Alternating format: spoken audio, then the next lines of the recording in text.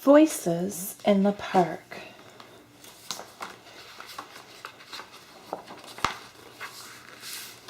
First voice. It was time to take Victoria, our pedigree Labrador, and Charles, our son, for a walk. When we arrived at the park, I let Victoria off her leash. Immediately, some scruffy mongrel appeared and started bothering her. I shooed it off, but the horrible thing chased her all over the park. I ordered it to go away, but it took no notice of me whatsoever. "Sit," I said to Charles, "here." I was just planning what we could have to eat that evening when I saw Charles had disappeared. Oh no!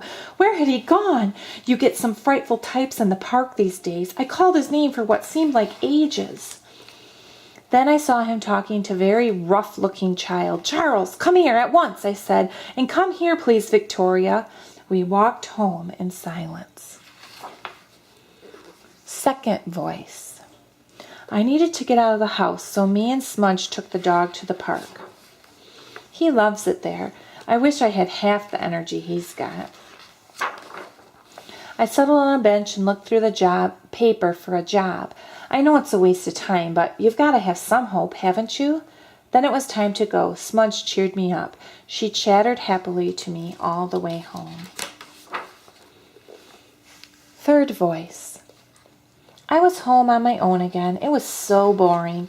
Then my mother said that it was time for our walk. There was a very friendly dog in the park, and Victoria was having a great time. I wish I was.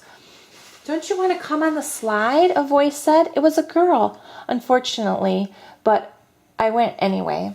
She was great on the slide. She went really fast. I was amazed.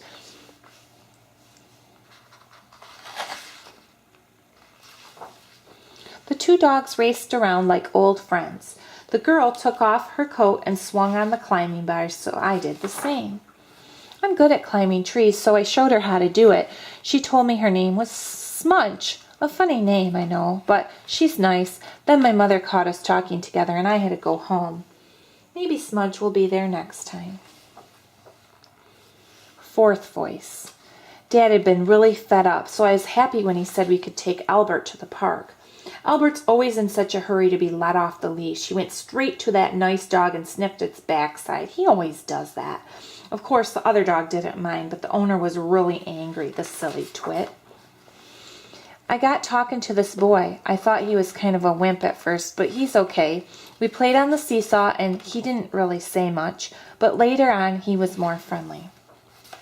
We both burst out laughing when we saw Albert taking a swim. Then we all played on the bandstand, and I felt really, really happy. Charlie picked a flower and gave it to me. Then his mom called him, and he had to go home. He looked sad. When I got home, I put the flower in some water and made Dad a nice cup of cocoa. The end.